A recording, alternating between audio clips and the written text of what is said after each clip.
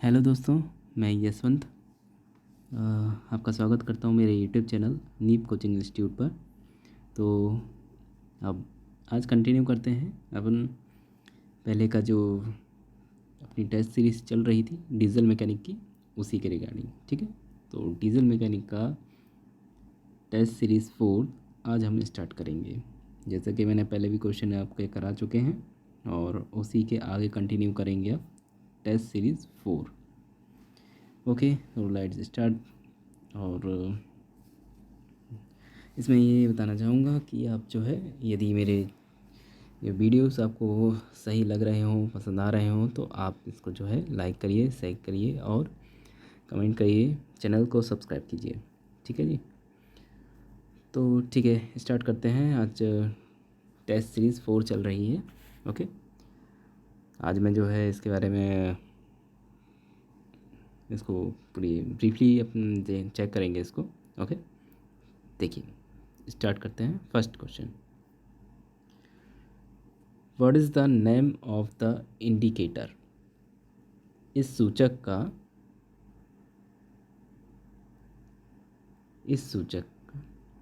ये जो सूचक है, सूचक का नाम क्या है? ठीक है, जैसा कि आप इसको देखकर ही बता सकते हैं, है ना जी। इसमें आप देखकर ही बता सकते हैं ये इसका आंसर क्या होगा। तो इसका आंसर क्या सीट बेल्ट संकेतक होगा, या एयरबैग इंडिकेटर सूचक होगा, ठीक है, या ब्रेक संकेतक होगा, या एबीएस संकेतक होगा? तो इसका आंसर क्या होगा ये आप मुझे बताएं। ठीक है, क्वेश्चन इसमें पूछा गया है आपसे, what is the name of the indicator, right. तो इसका आंसर होगा सीट बेल्ट इंडिकेटर। ठीक है, काफ़ी आसान क्वेश्चन है, क्योंकि डायग्राम से ही आपको लग रहा होगा कि इसका आंसर क्या होना चाहिए। ठीक है, इसका आंसर होगा सीट बेल्ट इंडिकेटर। ठीक, ये बना हुआ है सीट बेल्ट इंडिकेटर। ओके, इसमें कोई इशू नहीं। ठीक है, आपको इसमें मतलब इस पूरे वीडियो में कहीं पे भी आपको लगता है कि कोई क्वेश्चन में कुछ आपको कन्फ्यूज़न है या फिर कोई भी आपकी क्वेरी हो, तो आप मुझे जो है कमेंट कर सकते हैं वीडियो के एंड में, या फिर जैसे कमेंट बॉक्स में आप जाकर मुझे कमेंट करिएगा कि इसमें ये आपको कन्फ्यूज़न है या किसी भी प्रकार का कोई कन्फ्यूज़न हो, तो आप मुझे इसमें कमेंट कर सकते हैं। ठीक है, तो इसका आंसर क्या है? इसका आंसर है सीट बेल्ट इंडिकेटर। ओके, चलिए नेक्स्ट क्वेश्चन देखते हैं। नेक्स्ट क्वेश्चन है, what is the name of the indicator? इस सूचक का नाम क्या है? ठीक है, तो इसमें ये जो सूचक शो कर रहा है आपको, ये इंडिकेटर जो शो कर रहा है, इसमें आपको इसका नाम बताना है। ठीक है जी, इसमें आपको इसका नाम बताना है। तो आप गैस करिए ये क्या हो सकता है। आपको 4 ऑप्शन दिए गए हैं। फर्स्ट ऑप्शन है सीट बेल्ट। ठीक है, सीट बेल्ट का तो हो नहीं सकता, क्योंकि अभी जस्ट पीछे हमने चेक किया हुआ है कि सीट बेल्ट का ये होता है संकेत। ठीक है, तो सीट बेल्ट का तो ये आंसर होगा नहीं। तो अब 3 है, 3 ऑप्शन में आप करिए इसमें क्या हो सकता है इसका आंसर होगा। चलिए मैं बता देता हूँ। इसका आंसर होगा ब्रेक। ठीक है, ये जो सूचक है ये ब्रेक का है। ओके, तो एयरबैग, ब्रेक या एबीएस, इन चारों में से इसका आंसर होगा ब्रेक। ठीक है, ये जो सूचक है ये होगा ब्रेक का निशान होगा, ये संकेत होगा। ठीक है, इसको जो शो करेंगे अपन ब्रेक से। ओके, इसमें कोई भी कन्फ्यूज़न हो, जैसा कि आप मैं बता चुका हूँ कि आप कमेंट में कोई भी जो भी क्वेरी हो कमेंट में आप करिएगा। ओके, ठीक है, ये सूचक था आपका ब्रेक का, राइट। इसका आंसर होगा ब्रेक, सॉरी। ठीक है, तो नेक्स्ट क्वेश्चन पे चलते हैं। What is the name of starting system? ठीक है, what is the name of the starting system. इसमें आपसे ये पूछा है शुरुआती सिस्टम का नाम क्या है। ठीक है जी, शुरुआती सिस्टम। थोड़ा हिंदी में यदि मिस्टेक आ जाए तो आप जो है इंग्लिश प्रेफर कीजिएगा, जैसा कि मैं आपको पहले भी बता चुका हूँ ना। हिंदी में कभी भी कोई भी इशू आए तो आप इंग्लिश को ही प्रेफर कीजिएगा, बाकी मैं ध्यान दूंगा इसमें। ओके, तो इस क्वेश्चन का जो आंसर रहेगा आपका, इसमें ऑप्शन है, फर्स्ट ऑप्शन है कंप्रेस्ड एयर क्रैंकिंग है, या हाइड्रोलिक एयर क्रैंकिंग है, या इलेक्ट्रिक मोटर क्रैंकिंग, या गैसोलीन इंजन स्टार्टिंग। ठीक है, तो आपको बताना रहेगा इसका आंसर। आप मुझे जो है इसका आंसर बताएं। फर्स्ट आप जो है इसका डायग्राम देखिए। ठीक है, इस डायग्राम को देखकर आपको बताना है कि शुरुआती सिस्टम का नाम क्या है। क्वेश्चन है what is the name of the starting system. ठीक, ऑप्शन जैसा कि आप देख रहे हैं, compressed air cranking, hydraulic cranking, या इलेक्ट्रिक मोटर क्रैंकिंग, या गैसोलीन। तो इसका आंसर जो होगा, मैं आपको आंसर बता देता हूँ। इसका आंसर होगा इलेक्ट्रिक मोटर क्रैंकिंग। ठीक, ठीक है जी, इसका आंसर होगा इलेक्ट्रिक मोटर क्रैंकिंग। ओके, ठीक। नेक्स्ट क्वेश्चन है what is the name of the starting system. शुरुआती सिस्टम का नाम क्या है। इसमें अब आप ये डायग्राम चेक देखिए। ठीक है, डायग्राम को देखकर आपको बताना है इसका आंसर। ठीक है, डायग्राम को चेक करें और इसका आंसर आप बताएं। तो इसका आंसर मैं आपको बता देता हूँ। 4 ऑप्शन है इसमें, compressed air cranking, hydraulic cranking, और इलेक्ट्रिक मोटर क्रैंकिंग, या गैसोलीन इंजन क्रैंकिंग। तो इलेक्ट्रिक मोटर क्रैंकिंग तो होगा नहीं। ठीक है, बचे 3 ऑप्शन, तो 3 ऑप्शन में से आपको इसका आंसर बताना है। ठीक है जी, 3 ऑप्शन में से आपको इसका आंसर बताना है।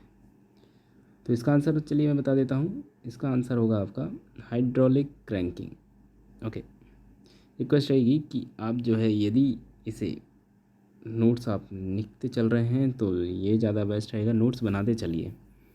ठीक है, नोट्स बनाते चलेंगे तो रिवीजन में आपको जो है थोड़ा सा सहायता मिलेगी। ठीक है, इसका आंसर रहेगा हाइड्रोलिक क्रैंकिंग, या स्क्रीनशॉट लेकर रखें आप। ठीक है, स्क्रीनशॉट लेकर रखेंगे तो भी चलेगा, लेकिन आप नोट्स बनाएंगे तो ज़्यादा बेटर रहेगा। ओके,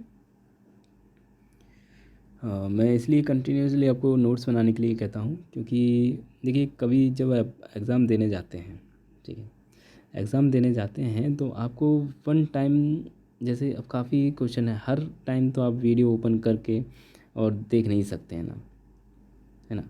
क्योंकि एक वीडियो आप देखेंगे आधा घंटा 1 घंटा, और एंडिंग टाइम पे जब एग्ज़ाम देने जा रहे होंगे तो किस किस वीडियो को आप देखेंगे, या कहाँ कहाँ का वीडियो आप सर्च करेंगे। ठीक है, तो बेटर ये रहेगा जो भी आप वीडियो, अभी जैसे अभी मेरा वीडियो आप देख रहे हैं तो इसमें है कि मैं प्रॉपर्ली आपका पूरा क्वेश्चंस में करा रहा हूँ। ठीक है, लेकिन क्या होता है, जैसे आप जब नोट्स बनाएंगे तो सीक्वेंस वाइज आप जब नोट्स बनाते चलेंगे तो होगा ये कि केवल एक नज़र आप जब पेज ये पलटाएंगे।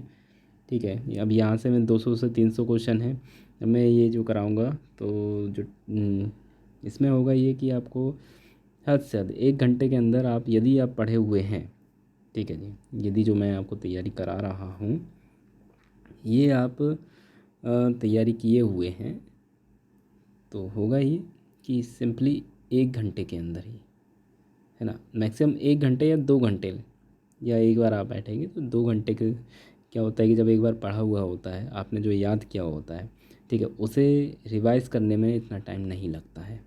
ठीक है, तो सिंपली यही रहेगा कि आप जो है इनके नोट्स बनाएं, और नोट्स बनाते समय जब भी एग्ज़ाम देने जाएं, ठीक है, उससे पहले देखिए क्या होता है कि अब ये जो आप जिस चीज़ की तैयारी कर रहे हैं अभी, जैसे ये बेसिकली आईटीआई में जिस एग्ज़ाम में आईटीआई का सिलेबस आता है, जैसे डीजल मैकेनिक के लिए जिसमें भी आएगा, बेसिकली ये उसके लिए है।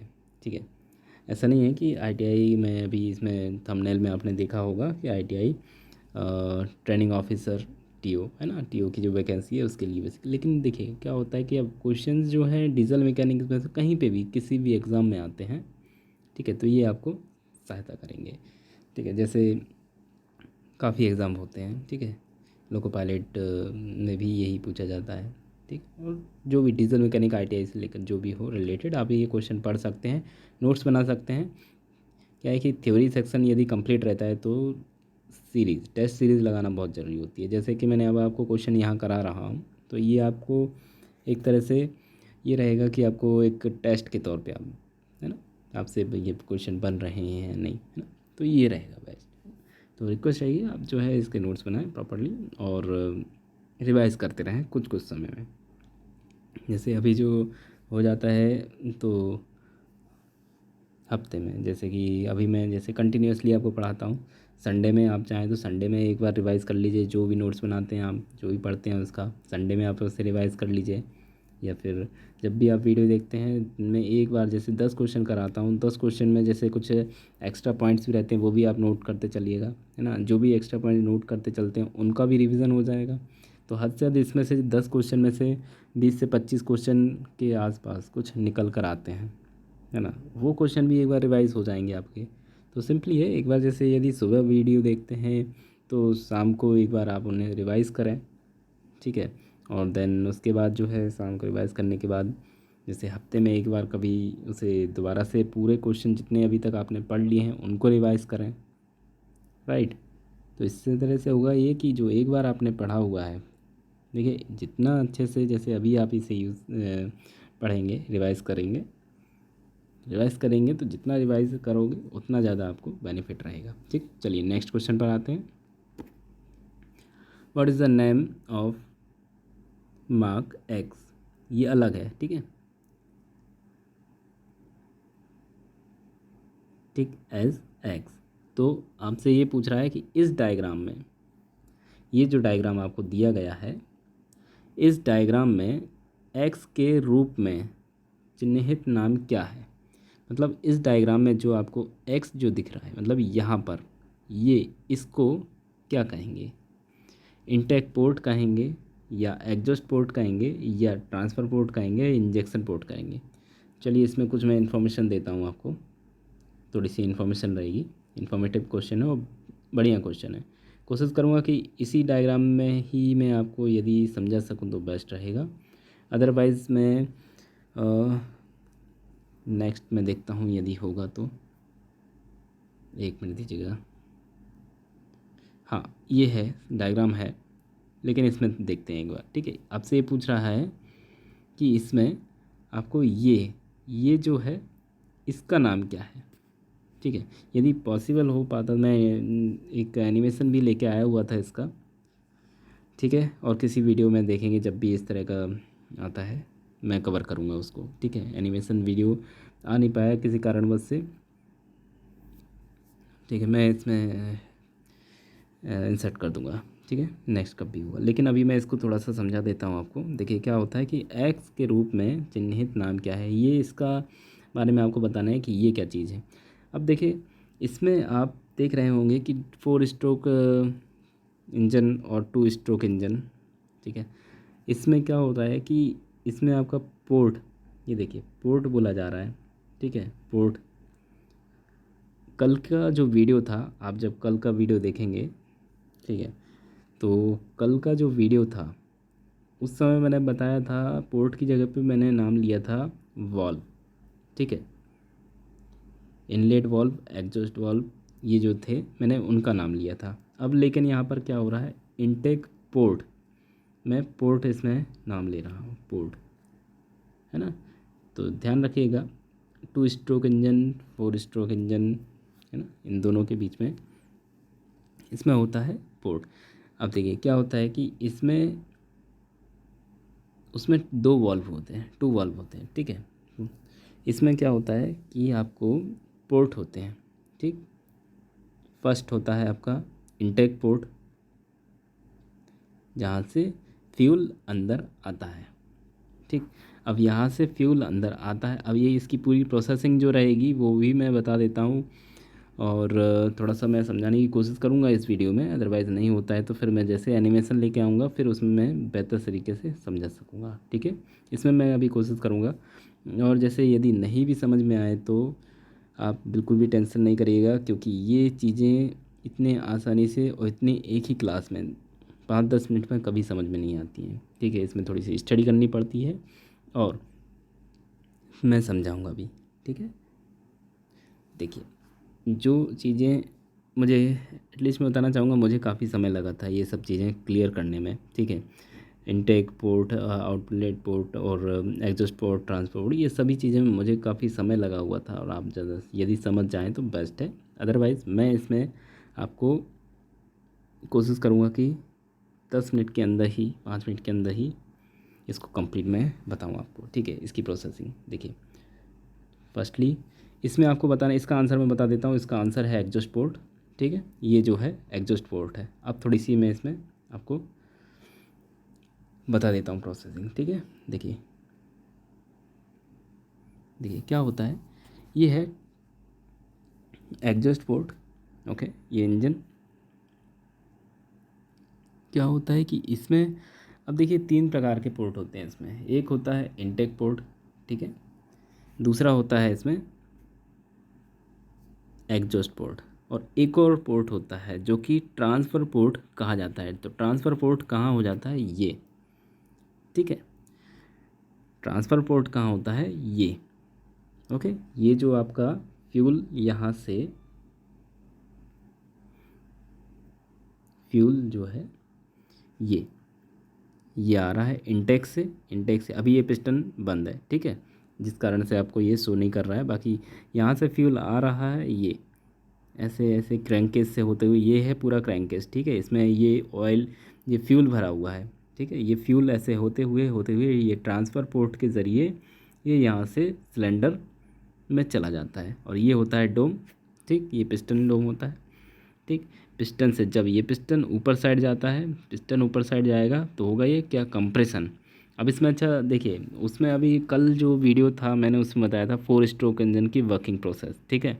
अब इसमें ये जो बता रहा हूँ मैं 2 स्ट्रोक इंजन की वर्किंग प्रोसेस, ठीक है। इसमें आपको याद करने लायक ये चीज़ है कि इसमें देखिए पोर्ट होते हैं। सबसे पहले तो इनटेक पोर्ट होता है, ठीक है। इनटेक पोर्ट होता है ये, यहाँ से फ्यूल अंदर जाता है, फिर यहाँ से ये ट्रांसफ़र पोर्ट के ज़रिए यहाँ से निकल के यहाँ पर कंप्रेस्ड होता है, ठीक है। कंप्रेस्ड होने के बाद फिर होता ये कि जो वर्ल्ड गैसेस रहती हैं वो यहाँ से ये एग्जॉस्ट हो जाती हैं, ठीक है।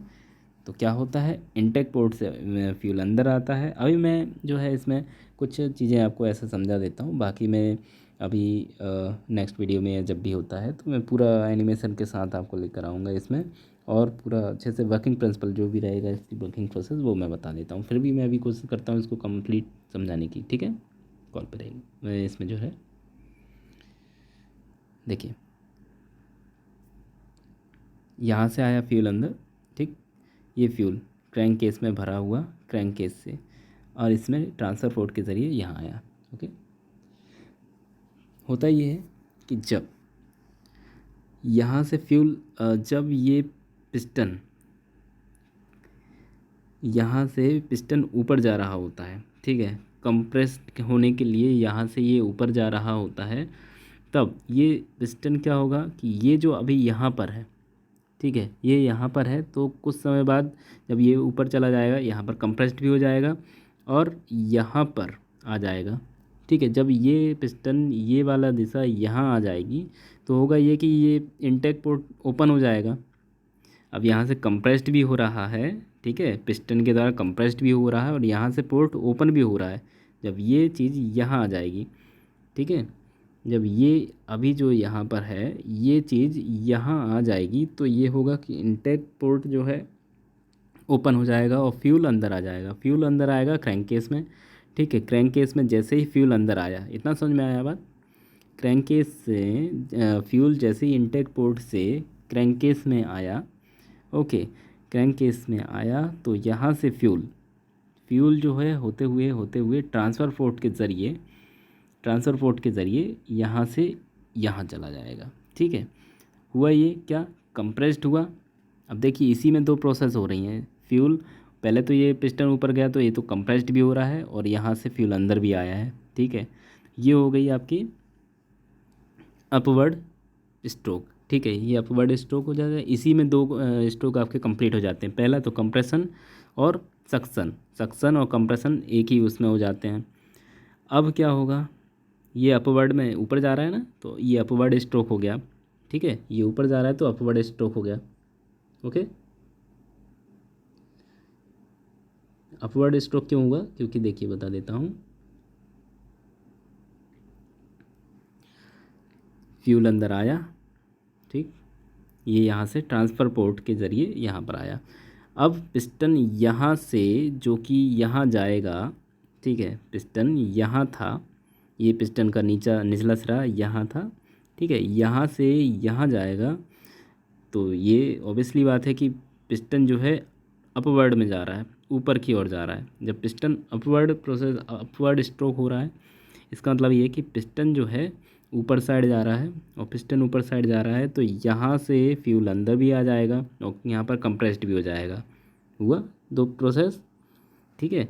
तो एक ही स्ट्रोक में आपका दो प्रोसेस हो गई हैं, ठीक है। अपवर्ड स्ट्रोक में ही आपकी दो प्रोसेस हो गई, एक है सक्शन भी हो गया, एक कंप्रेस्ड भी हो गया। अब क्या होगा, अब होगा ये कि जब पिस्टन अब आएगा अपना, ये अभी अपवर्ड स्ट्रोक था, अब होगा डाउनग्रेड स्ट्रोक, ठीक है। डाउनग्रेड स्ट्रोक में क्या होगा, देखिए डाउनग्रेड में क्या होगा,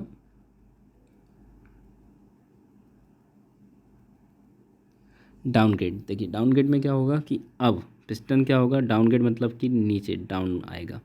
अब जब पिस्टन अभी यहाँ पर है, ठीक है, अब जब पिस्टन नीचे आएगा, पिस्टन नीचे आएगा तो होगा ये क्या कि यहाँ से एग्जॉस्ट जो वर्ट गैसेस हैं वो बाहर भी जाएंगी, ठीक है, वर्ट गैसेस बाहर भी जाएंगी और पावर भी मिलेगी आपको, ठीक है। पावर मिली गई है और एग्जॉस्ट भी हो गया, पावर भी हो गया, एग्जॉस्ट भी हो गया, दोनों हो गया, ठीक है। पावर भी हो गया, एग्जॉस्ट भी हो गया। और इतने में ही जब ये फिर से ये हो गया, आप ये डाउनवर्ड हो गया आपका स्ट्रोक, तो इसमें आपको पावर भी मिल गई, पावर के साथ साथ आपको एग्जॉस्ट भी हो गया इसमें, ठीक है।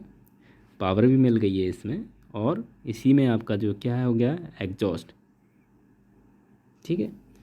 तो ये हो जाता है आपका, कुछ प्रोसेस आपको समझ में आई होगी, ठीक है। नेक्स्ट डायग्राम रहेगा तो उसमें और बेहतर तरीके से समझ आ जाएगा आपको, ठीक है। तो ये हो जाता है कंप्लीट आपका टू स्ट्रोक इंजन, ठीक है। तो ये था आपका, इसका आंसर क्या था, एग्जॉस्ट पोर्ट। उम्मीद है कि मुझे आपको ये समझ में आया हो, ठीक है। और कोशिश करूँगा कि नेक्स्ट जब भी वीडियो आएगा, अभी ये कंटिन्यूसली चलते रहेंगे, जहाँ जहाँ ऐसे ऐसे क्वेश्चन आएंगे मैं हर वीडियो में समझाते हुए चलूँगा, तो आपको बहुत ज़्यादा आसानी हो जाएगी इसको समझने में। और देखिए कुछ भी चीज़ है एक बार में तो ऐसे आसानी से आती नहीं है, लेकिन फिर भी यदि आप समझ पाए हैं तो बेस्ट रहेगा, समझ पाए हैं तो ये आपके लिए बहुत ज़्यादा बेस्ट है ना। बाकी मैं हर क्वेश्चन जब भी इस तरह के क्वेश्चन आएंगे तो मैं आपको ये समझाते हुए चलूँगा, ओके। तो ये आसानी रहेगी, जब भी कोई भी चीज़ है बार बार आप समझेंगे तो आसानी से समझ में आ ही जाएगी। अभी नहीं भी आई है तो चिंता नहीं करना है, मैं फिर से समझा दूंगा जब भी क्वेश्चन आएंगे, और रिवाइज होते ही रहते हैं क्वेश्चन, जब भी इस तरह का आएगा मैं समझाऊंगा, ठीक है। चलिए चलते हैं, इसका आंसर है आपका एग्जॉस्ट पोर्ट, ठीक है। नेक्स्ट क्वेश्चन पर चलते हैं। ये देखिए ये क्या है आपका two stroke engine. Two stroke engine में मैंने जैसा कि बताया था, यहाँ से आपका फ्यूल अंदर आ रहा था, ठीक है, फ्यूल अंदर आ रहा था। अब क्या होता है, ये क्रैंक शाफ्ट है और क्रैंक केस में से ऐसे जाते हुए ये ट्रांसफ़र पोर्ट से होते हुए कंबसन चैम्बर में गया, ठीक है। यहाँ पर लगा हुआ था क्या, ये स्प्रे, ओके। देखिए ये यहाँ से आया फ्यूल अंदर आपका, ये ठीक, यहाँ कंबसन चैम्बर में आया, ये पिस्टन है आपका, जैसा कि मैंने बताया था पिस्टन, ठीक है। अब क्या होता है कि यहाँ पर जैसे ही कंबसन होगा, यहाँ कंबसन होने के बाद फिर यहाँ से एग्जॉस्ट पोर्ट, ये होता है एग्जॉस्ट पोर्ट, ये पावर भी मिलती है इसी में और एग्जॉस्ट पोर्ट के द्वारा यहाँ पर निकल भी जाता है, ठीक है, यहाँ से निकल जाएगा, ओके। ये समझ में आया। एनिमेशन जब भी होगा मैं लेकर आऊँगा नेक्स्ट वीडियो, जब भी इसकी बात होगी, जिस तरह से क्वेश्चन रिपीट होंगे तो मैं लेकर आऊँगा, ओके। चलिए देखते हैं नेक्स्ट क्वेश्चन। चलिए इसमें क्या है question, which is the engine having cylinder eight 60 degree. मतलब क्वेश्चन का ये है, कहने का मतलब कि 60 डिग्री पर सिलेंडर वाला इंजन कौन सा हो है। इसको देखकर तो आप वैसे ही इसका आंसर आप बता सकते हैं, फिर भी देखिए 60 डिग्री पर सिलेंडर, अभी ये 60 डिग्री पर लग रहा है कि नहीं। आप आपके दोनों हाथों की उंगलियां भी ऐसे करेंगे तो ये 60 डिग्री पर इंक्लाइन होगा, है ना, 60 डिग्री पर ही दिखाई देगा आपको, है ना। ये देखिए, तो ये कौन सा इंजन आपका हो सकता है, वी इंजन। इसका आंसर होगा वी इंजन। ये दिखा रहा है वी इंजन के शेप में ही है, ठीक है, वी इंजन के शेप में ही ये दिखा है इसको। ये है आपका 60 डिग्री पर सिलेंडर वाला इंजन कहा जाएगा इसको। ओके जी, 60 डिग्री का पर सिलेंडर वाला इंजन कहा जाएगा, कौन सा होगा, वी इंजन। ठीक है, नेक्स्ट क्वेश्चन पे चलते हैं। अब देखिए इंजन का फर्स्टली क्वेश्चन क्या है, which is the engine having cylinder in 90 degree each of 4 cylinder. Question अच्छे से ध्यान से समझिए, फिर से बताता हूँ, which is the engine having cylinder in 90 degree each of the 4 cylinder. ठीक है, क्वेश्चन समझ आया। क्वेश्चन ये है कि इंजन कौन सा, ये इंजन कौन सा है जिसमें 90 डिग्री 4 में से प्रत्येक में 4 सिलेंडर हैं। इंजन कौन सा है जिसमें 90 डिग्री पर 4 में से प्रत्येक सिलेंडर 4 सिलेंडर है। देखिए मैं समझाता हूँ इसका मतलब क्या होता है। इसका मतलब ये है, आप प्लस बनाएं इसमें,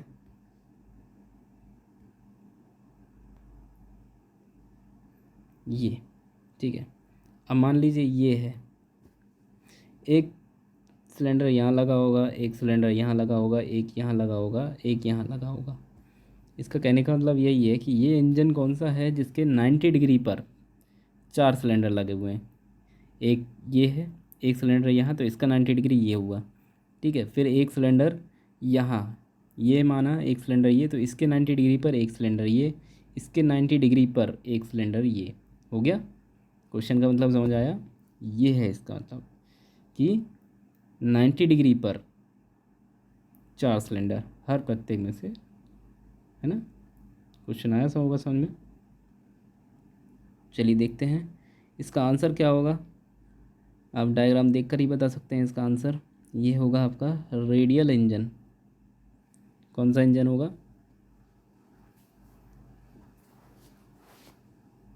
रेडियल इंजन, ठीक है। इसका आंसर होगा रेडियल इंजन। ये देखिए कैसा होता है रेडियल इंजन, इस तरह से, ठीक है। एक इंजन ये लगा हुआ है, आप ऐसा मान सकते हैं, ठीक है।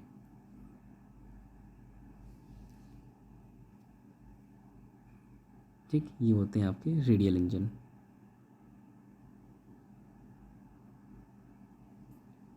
ओके, इसका आंसर है आपका रेडियल इंजन। इंजन कौन सा है जिसमें 90 डिग्री 4 में से प्रत्येक में सिलेंडर 4 सिलेंडर हैं, 4 सिलेंडर हैं। ओके, इसका आंसर होगा आपका radial engine. Okay, next question पे चलते हैं। नेक्स्ट क्वेश्चन है आपका, हवाई जहाज़ में सबसे अधिक पसंद किया जाने वाला इंजन कौन सा है। इसका भी रेडियल इंजन, ठीक है। नेक्स्ट क्वेश्चन इसका,